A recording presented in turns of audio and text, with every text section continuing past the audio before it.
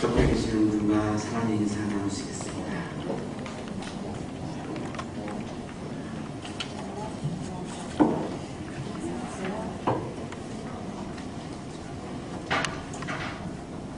마르틴 루터는 1483년 11월 11일 독일에서 태어났습니다. 아버지는 광부였고 아주 엄격한 그런 가톨릭 신앙의 선자여서 어릴 때부터 아주 엄격한 가정에서 자랐습니다. 아버지가 법률을 공부하기를 원해서 에르푸르트 대학교에 들어가서 법률을 공부했습니다. 가톨릭 학교인데 지금 보시는 사진이 현재 에르푸르트 대학 안에 있는 아주 예쁜 그런 예배실입니다. 친구랑 같이 길을 걷다가 막내를 만나서 옆에 있던 친구가 죽는 사건을 경험을 합니다. 그날 이후 마르틴 루터의 머릿속에는 늘 죽음이 뭐지? 죄가 뭐지? 이 두 가지 질문이 떠나지 않았습니다. 죄가 뭐지? 죽음이 뭐지? 이 죽음을 어떻게 그러면 해결하지? 죄의 문제를 어떻게 해결하지? 아마도 친구가 죄가 많아서 낭을 맞았고 자기는 같이 있었는데 자기는 죄가 많지 않아서 맞지 않았다는 생각을 많이 했던 것 같아요. 그래서 그런 고민을 하는데 도저히 이게 법률로는 이 문제를 해결할 수 없다라고 하는 결론을 내립니다. 그래서 신학을 공부해야 되겠다. 그래서 학업을 중단을 하는데 아버지가 굉장히 만류를 많이 했습니다만 너무나 절실했습니다. 이 죄의 문제를 어떻게 해결할 것인가, 죽음의 문제를 어떻게 해결할 것인가. 그래서 도저히 법을 공부하고 있을 수가 없었습니다. 그래서 신학을 공부하기로 결심을 하고 아우구스티누스 수도에 들어가서 신학을 공부하고 1507년에 이제 사제가 되고 1511년에 비텐베르크 대학교 교수가 되어서 신학생들에게 신학을 가르치기 시작했고 학위는 1512년에 신학 박사 학위를 받게 됩니다. 학생들하고 계속해서 그런 신앙적인 문제를 같이 논의하고 죄의 문제, 특히 죽음의 문제에 대해서 진지하게 토론을 하고 있는데 로마 교황청에서 면벌부를 이제 팔기 시작을 했고 그래서 이 교황청에서 권유하는 빌라도 계단 이 세계 최초의 성당이 이제 라테나로 성당이죠. 그래서 교황이 선출되면 천미사를 여기서 드리는데요. 거기에 스칼라 산타라고 하는 28개의 계단이 있는데 그걸 무릎으로 이 계단을 올라가는 거를 그렇게 성당 로마 교황청에서 권유합니다. 그래서 이 루터가 굉장히 순종하는 마음으로 이렇게 가서 계단에서 무릎을 걸어요. 그래서 이 걷다가 보면 내가 정말 죽음의 문제와 죄의 문제를 해결할 수 있겠지, 어떤 빛이 보이겠지, 그런 기대감을 가지고 간 거죠. 그래서 무릎을 꿇고 28개 계단을 오릅니다. 무릎은 다 까지죠. 그 계단을 올라가는데 하나님의 음성을 듣습니다. 그 음성은 하박국 2장 4절이었습니다. 의인은 믿음으로 살 것이다. 자, 그러면 로마 교황청에서 주장하는 면벌부를 사면 구원받는다라고 하는 것은 하박국의 말씀하고는 굉장히 부딪히는 말씀이죠. 그래서 내적인 갈등을 너무나 많이 합니다. 성전에는 믿음으로 구원받는다고 했는데 로마 교황청에서는 면죄부를 사면은 구원받는다고 하는데 이걸 어떻게 내가 내 안에서 통합할 수가 있는가 너무나 괴로운 거예요. 어떻게 해도 통합이 안 되는 거예요. 그래서 이거를 토론을 하고 싶었습니다. 학자니까 공개적으로 토론을 하고 싶었던 거죠. 그래서 자기가 교수로 있는 비텐베르크 대학에 대학교회가 있었습니다. 지금 보시는 사진이 비텐베르크 대학교회입니다. 이 대학교회 정문에다가 95개조 항목을 대자보로 붙인 겁니다. 그 당시에는 대학에서 요즘에도 대자보 많이 붙이지 않습니까? 이 토론을 할 이슈가 있으면 대자보 붙여서 같이 토론하자라고 하는 것은 굉장히 굉장히 아주 뭐 그냥 일상적인 거였지 뭐 특이한 것이 아니었습니다. 그래서 이 루터도 굉장히 어떤 무슨 막 저항하고 막 반항하고 뭐 혁명을 일으키고 그런 톤이 아니었고, 이 면별구를 사서 구원받는다라고 하는 로마 교황청의 이 논리가 정말 신앙적으로 맞는지 토론을 해봅시다. 이래서 95개조 항목을 대자보로 대학교 정문 앞에다가 붙였던 거죠. 그런데 자기는 의도하지 않았는데 이것이 그냥 일파만파로 막 번져나가서 결국은 이제 종교개혁이 일어나는 거죠. 본인은 뭐 종교개혁을 의도하는 것은 전혀 아니었습니다. 이 종교개혁이 결국은 개신교의 출발인데요. 이 개신교의 출발이 어디에서 시작됐냐면 대학교에서 시작됐습니다. 대학교에. 일반 교회가 아니고요. 많은 분들이 이걸 모르고 있는데 대학교에서 개신교회가 출발했어요. 그러니까 우리 교회가 얼마나 중요한지 몰라요. 네. 네. 이제 곧 500주년인데요. 중국이 500주년인데 이 비텐버르크 대학교회가 한국에서는 아마 한양대학교회가 아닌가 저는 그렇게 생각을 하는데 비 오는 분도 있고 동의하는 분도 있는 것 같은데 저는 그렇게 확신해요. 자, 이 95개조를 통해서 토론을 하고 싶은 내용은 이겁니다. 공무시다. 그 당시에 이제 면벌고를 사는 나의 공로를 통해서 내가 구원받는다. 요즘으로 말하면 300기도 1년에 한 주도 안 빠지는 나의 공로로 내가 구원받는다. 이렇게 믿는 분들이 있죠. 300기도를 1년에 한 번도 안 빠지는 분들이 두 부류가 있습니다. 하나는 정말 간절하게 주님을 만나고 싶어서, 주님께 기도하고 싶어서 이렇게 한 번도 새벽기도 안 빠지는 분이 있고, 한 종류는 나는 새벽기도 1년에 한 주도 안 빠졌어. 나는 안 빠졌어. 그러니까 나는 믿음이 좋은 거지. 그러니까 내가 권사도 돼야 되고 내가 장로도 돼야 되고 그잖아. 내가 믿음이 좋잖아. 내가 믿음이 좋다는 거를 주장하기 위해서 하나의 공적을 만들기 위해서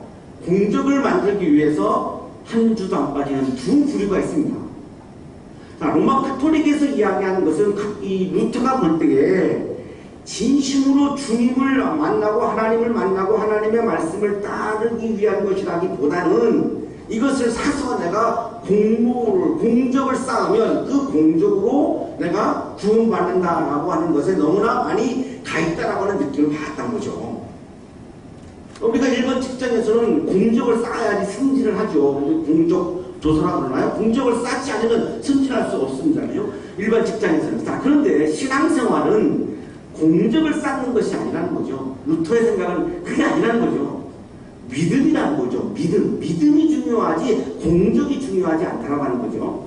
자, 그래서 루터의 신앙은 공로로 내가 공적을 사서 내가 면죄부를 사서 구원받는 것이 아니다. 일단 그거가 너무나 마음에 많이 이제 이렇게 부딪혔던 거예요. 그래서 1520년에 이거를 논문으로 썼습니다. 이게 그리스도인의 자유라고 하는 논문인데요. Von der Freiheit eines Christenmenschen. 아주 중요한 개신교에서는 중요한 논문이죠. 여기 이 논문에서 루터가 주장하는 것은 면벌부로 사는 공로로 구원받는 것이 아니라 믿음으로 구원받는 거다를 강조한 겁니다. 자, 이 주장은 행위로 구원받는 것이 아니라 믿음으로 구원받는다가 아니고, 공적과 공로로 구원받는 것이 아니라 믿음으로 구원받는다 해요. 반드시 그 루터가 이야기하는 믿음에는 행위가 포함되어 있지요. 행위가 없는 믿음이 어떻게 믿음이겠어요? 오늘 우리 성가대가 사랑의 실천을 연주했는데요. 실천이 없는 사랑이 사랑이겠습니까? 말로만, 부부가 말로만 난 당신 사랑해, 당신 사랑해. 그런데 행동은 하나도 없어요. 뭐 결혼기념일인데 선물도 없고, 생일인데 뭐 케이크도 안 사주고, 뭐 키스도 안 해주고, 손도 안 잡아주고, 쇼핑도 같이 안 가고, 근데 그냥 말로만 늘 사랑해, 사랑해. 그거 어떻게 사랑이겠어요? 사랑이 아니잖아요. 가짜잖아요. 자, 똑같습니다. 믿음도 마찬가지죠. 사람에게 하는 사랑을 하나님께 하는 게 믿음이라고 보시면 쉬워요. 그게 믿음인데, 믿음에도 행위가 없으면 그거는 가짜지 믿음이 아닌 거죠. 루터가 이거를 생각을 못했던 것이 행위는 그 당시에 문제가 안 됐습니다. 가톨릭은 행위를 굉장히 강조했기 때문에 행위가 없는 믿음이라고 하는 것은 상상도 할 수 없었어요. 가톨릭에서. 그러니까 행위라고 하는 것을 굳이 얘기할 필요가 없었던 것이고, 단 면벌부를 팔아서 교회 예배당 건축하려고 성당 건축하려고 면벌부를 막 파니까, 면벌부는 사안은 공무로 구원받는 것이 아니라 믿음으로 구원받는다를 강조했던 거죠. 이 논문의 한 부분을 인용을 하겠습니다. 의롭게 되는 것도 신앙만으로 되며, 면벌부가 아닌 신앙으로 되며, 어떤 공적으로 되는 것이 아니라는 것이 명백한 사실이다. 내가 공로를 쌓아서 공적을 쌓아서 구원받는 것이 아니라 진심으로 내 마음 깊은 곳에서 하나님을 사랑하고 하나님을 믿는 그 마음이 있어야 되고, 그 마음은 반드시 행위를 알 수밖에 없고, 그 믿음, 행위가 있는 그 믿음이 우리를 구원한다라고 하는 것이 루터의 고백이에요. 왜냐하면 만약 어떤 다른 것으로 의롭게 될 수 있다면 이것은 말씀을 필요로 하지 않을 것이며, 내가 1년에 한 번도 새끼도 안 빠지는 행위로, 이 공로로, 이 공적으로 내가 구원받는다면 말씀은 필요가 없는 거죠. 내가 새끼도 안 빠지는 게 중요하지, 사랑하라 뭐 이런 말씀은 하나 중요하잖아. 정죄하지 말아라 다 소용없어요. 그냥 정죄하면 되고 그냥 사랑 안 하면 되고. 그런데 그냥 새끼도는 1년 내내 한 주도 안 빠지는 거죠. 하루 365일 안 빠지는 거죠. 이 공로로 구원받으니까 말씀은 아무 상관이 없는 거죠. 자, 이게 지금 한국 교회를 어렵게 만든 치명적인 부분 중에 하나입니다. 말씀은 아무 상관이 없어요. 그냥 내가 공로만 세우면, 공적만 쌓으면 되는 거예요. 그래서 11조 열심히 하고 새벽 열심히 하고 주일성수 열심히 한단 말이죠. 그런데 일주일 동안 세상에 나가서 말씀 갖고 안 산단 말이죠. 말씀을 안 따른단 말이죠. 내 말대로 살지 주님의 말씀대로 살지 않는단 말이죠. 왜? 공로를 쌓으면 되니까, 공적을 쌓으면 되니까.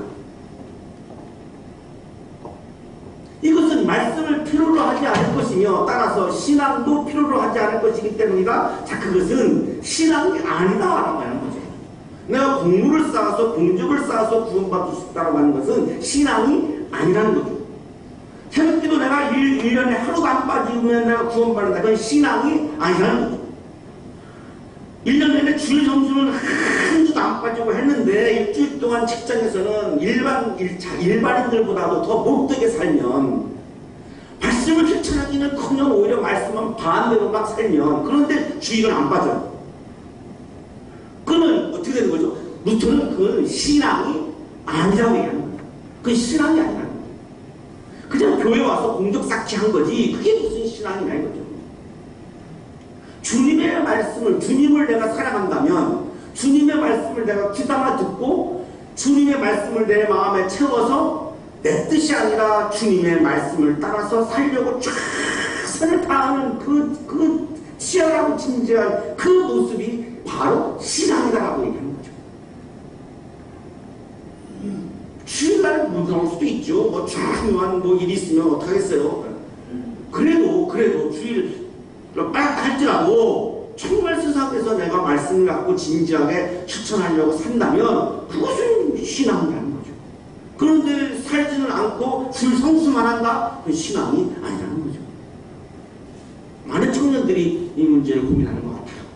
학교에 가야 되는데 주일날 교회에 빠지지 말라고 하니까 학교는 가야 되고, 제가 청년들 강의하면 묻는 질문 중에 꼭 이거 질문해요. 목사님, 이거 어떻게 해야 돼요? 학교에 가서 주님의 영광을 드러낼 수 있다면 학교 가. 저는 그런 대답을 하는데, 거기 담임 목사님은 굉장히 막 인상이 이렇게 막 불편해지시더라고요. 인상이 아주 불편하시더라고요. 루터가 강조하는 것은 행위가 아니라 믿음으로 의롭게 된다는 것이 아니라 공로와 공적과 면벌부가 아니라 믿음으로 의롭게 된다는 것을 강조하는 것이고, 그것을 한마디로 말하면 행함이 있는 믿음으로 구원받는다를 강조하는 거죠. 실천이 있는 믿음을 말합니다. 실천이 있는 믿음.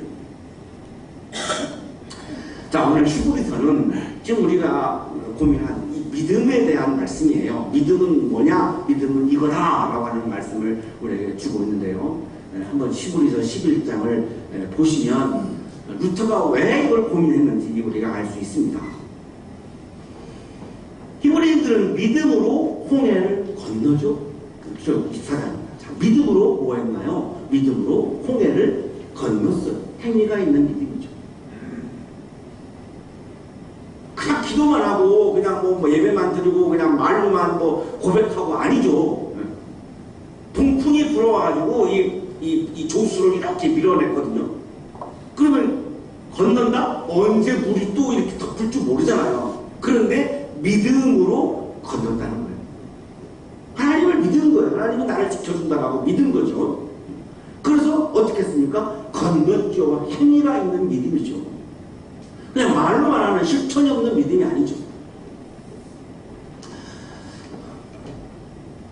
메시지 성경, 영어로 되어 있는 메시지 성경에는 아예 이렇게 표현을 해요. Act of faith.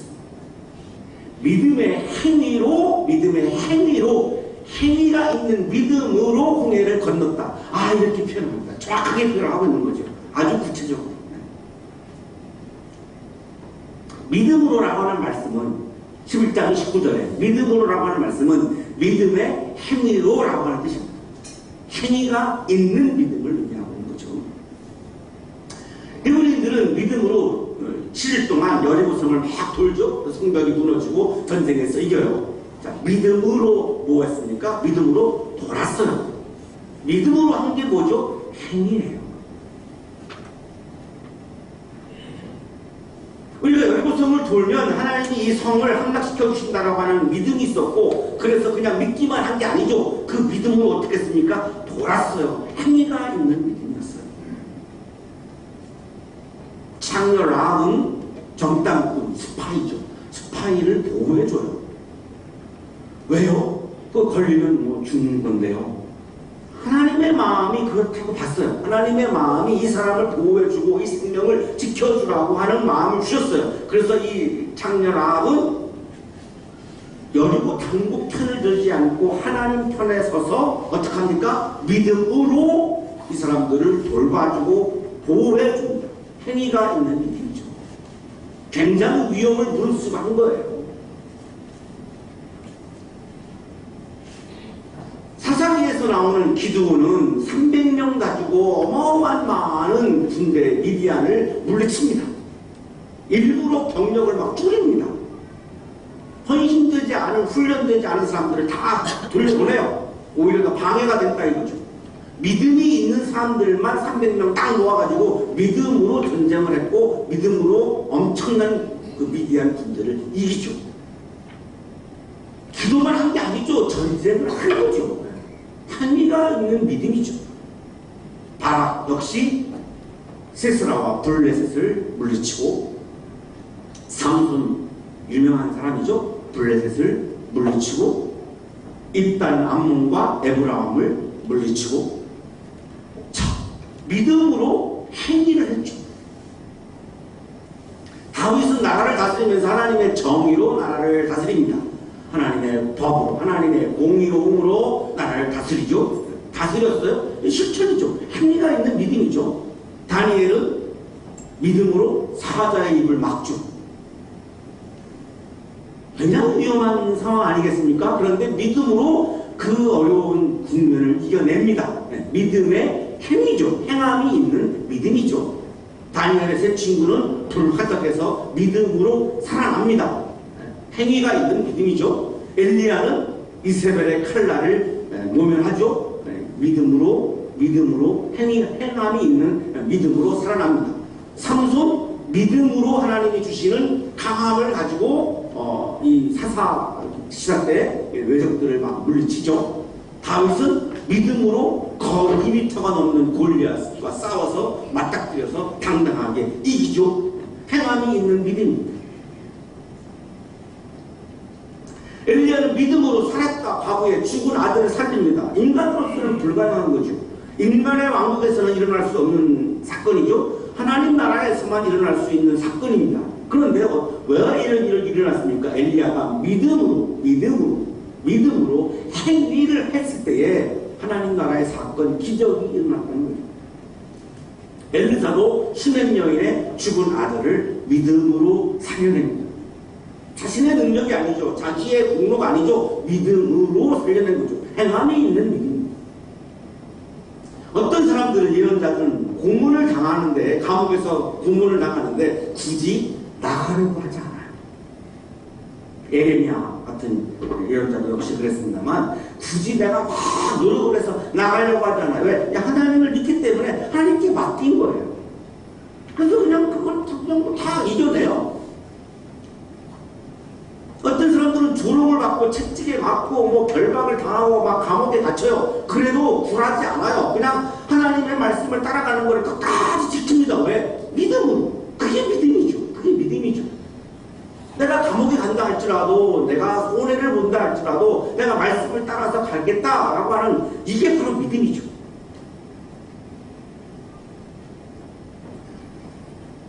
헬라 문화가 이제 유대에 들어와가지고 유대교 이제 헤브라이즘 문화하고 충돌을 하죠. 그래서 이 헤브라이즘 문화를 다 그냥 몰아내려고 해요. 그때 이거를 저항한 사람이 하시딤인데요. 이 경건주의라고 하는데 유대주의를 지키자라고 하는 사람들입니다. 이 하시딤. 대표적인 사람이 마카비죠. 마카비. 이스라엘 가면 유명한 맥주가 마카비입니다. 마카비인데 그 사람이 이름 딴 거죠. 그래서 이 사람들이 그 당시에 뭐 엄청나게 많은 사람들이 감옥에 끌려갔습니다. 우리나라 독립운동 하던 사람들이 감옥에 끌려갔던 거하고 비슷합니다만, 감옥에 가서 그냥 독립운동 하는 거 아니겠습니까? 행위가 있는 믿음이죠. 그냥 가만히 앉아서 아무것도 안 하는 이기적인 그런 게 아니라 그냥 정말 공동체를 위해서, 내가 나라를 위해서, 국가를 위해서 내가 헌신하고 시작하는 거죠. 뭐로? 믿음으로. 그게 진짜 믿음이라는 거죠. 이기적인 것은 믿음이라고 할 수 없어요. 이기적인 것은 믿음이라고 할 수 없어요. 오늘날 교회가 교회를 위해서 존재한다면 이기지입니다. 그럼 믿음이 있을 수가 없어요.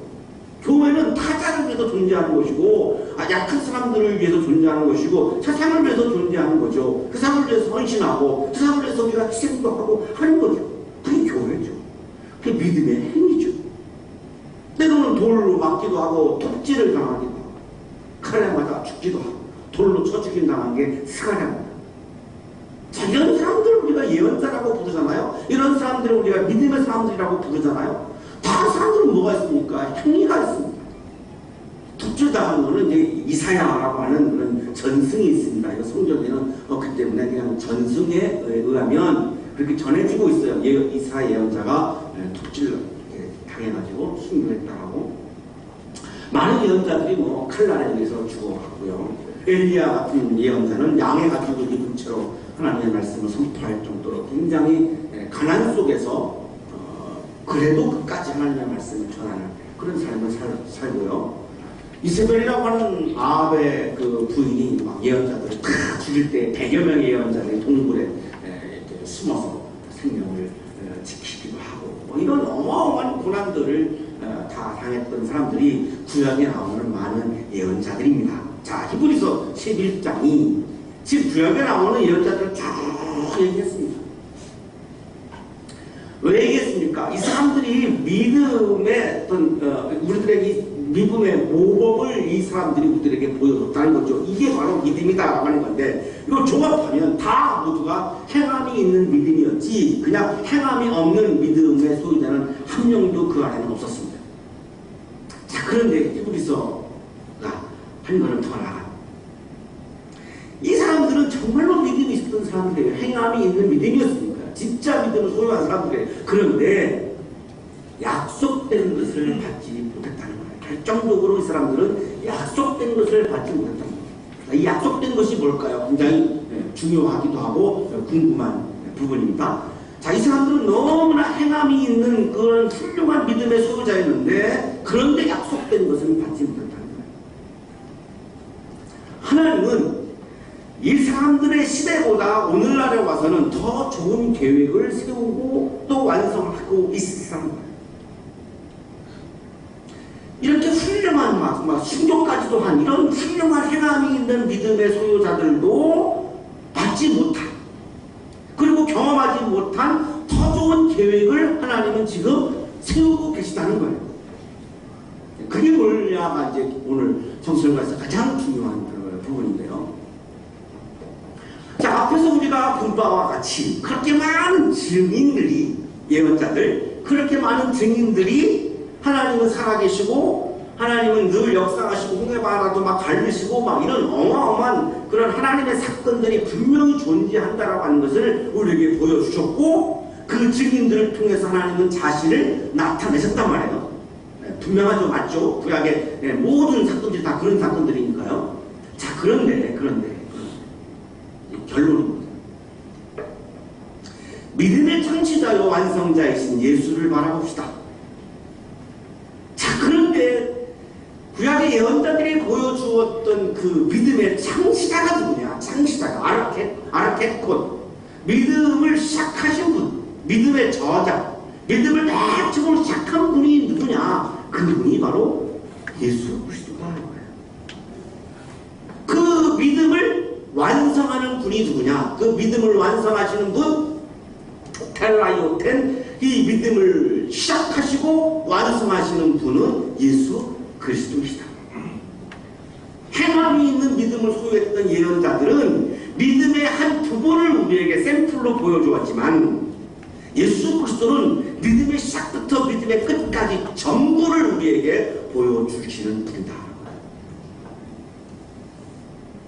자, 약속된 이 구약의 예언자들의 믿음이 훌륭했지만 약속된 바로 이 믿음의 창시자여 완성자이신 예수 그리스도를 그 사람들은 받지 못했다.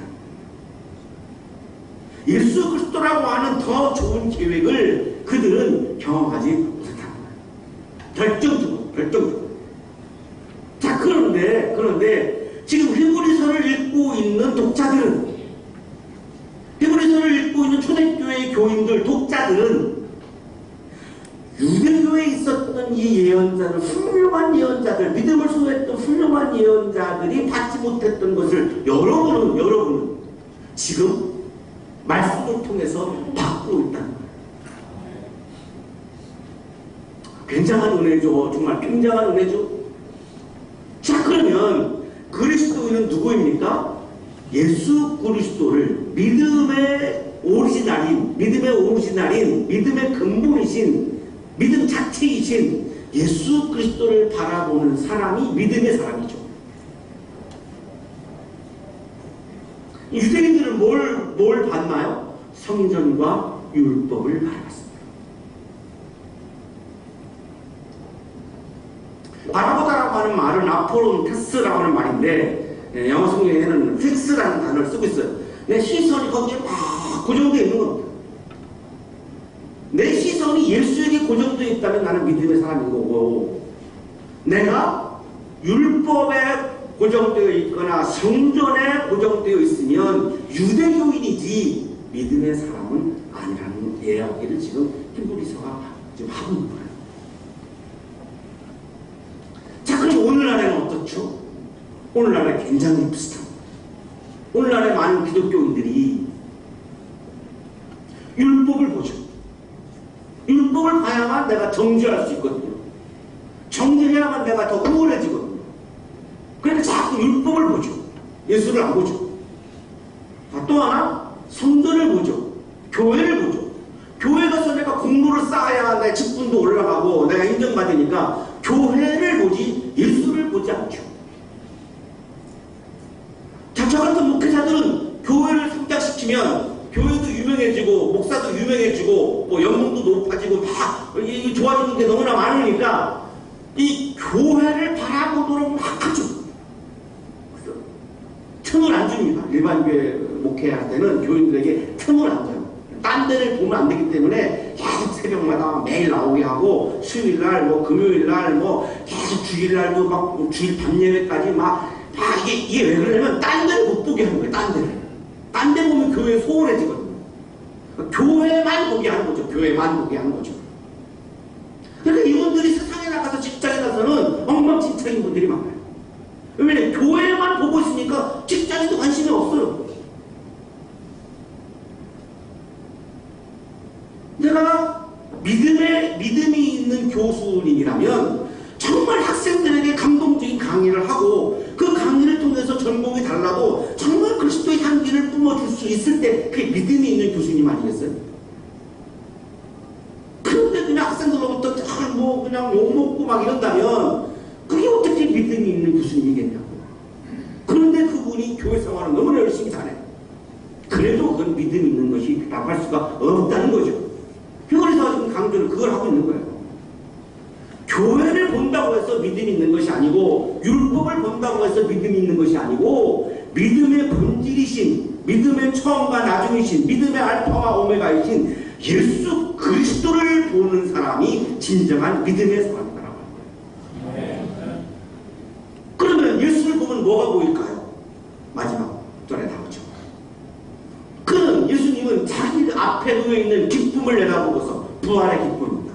부활을 보면서 부끄러움을 마음에 두지 않으시고 십자가에 추장당하는 것을 부끄럽게 여기지 않으시고 십자가를 참으셨습니다. 자, 예수님이 우리에게 보여준 믿음의 모범 중에 가장 핵심인 거죠. 십자가를 지신 겁니다. 그러면 내가 예수님을 막 바라보면 어떻게 될까요? 나도 십자가를 지지 않을 수 없게 되죠. 공동체를 위해서, 타인들을 위해서 내가 희생도 하고 헌신도 하고 그런 그리스도인이 되는 거죠. 예수를 안 보니까, 율법과 교회만 바라보니까 희생도 안 하고 헌신도 안 하고 아주 이기적인 교인이 나오는 거죠. 아주 이기적인, 일반인보다 더 이기적인. 그거는 믿음의 사람이라고 할 수가 없다는 거죠.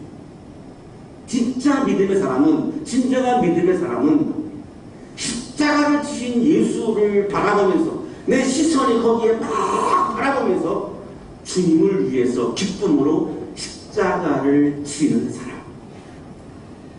그래서 희생도 할 수 있고 헌신도 할 수 있고 내가 좀 손해도 볼 수 있고 내가 공동체를 위해서 내가 기여할 수 있고, 그런 사람이 바로 진정한 믿음의 사람이라는 거죠.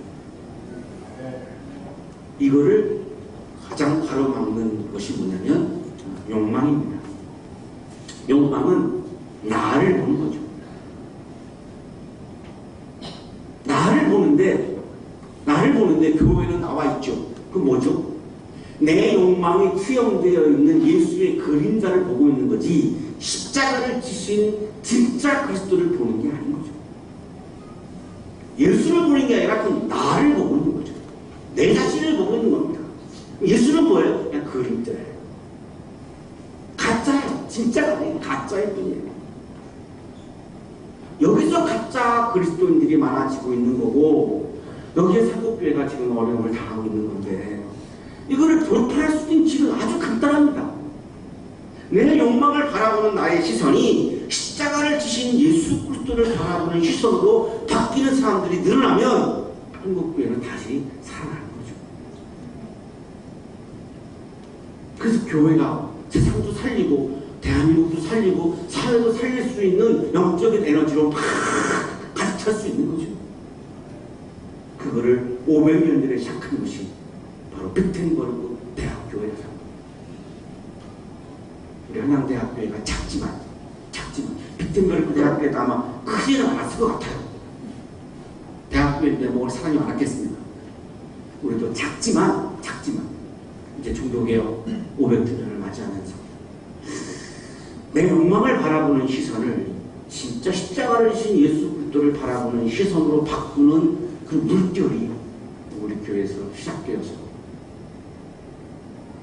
시작만 할 수만 있더라도 우리 교회로서는 너무나 영광이지 않을까, 그런 생각을 합니다. 여러분의 시선이 예수를 바라보는 시선으로 바뀌기를 축복합니다.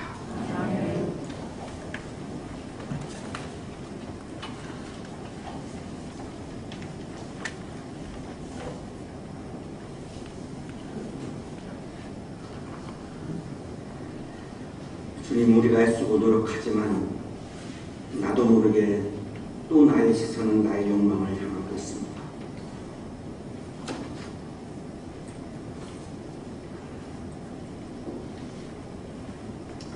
그것이 너무나 반복될 때마다 자괴감이 들기도 하고,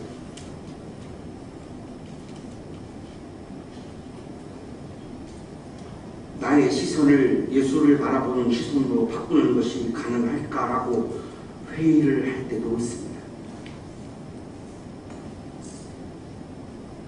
주님 우리에게 성령을 보내주셔서 우리의 마음을 감동시켜 주시고 우리의 마음에 성령이 충만하여 나의 욕망을 바라보며 살아왔던 삶을 우리가 회개하고 십자가를 지신 예수 그리스도를 바라보는 진정한 그리스도인으로 거듭날 수 있도록 복 내려 주옵소서. 예수 그리스도의 이름으로 기도하옵나이다.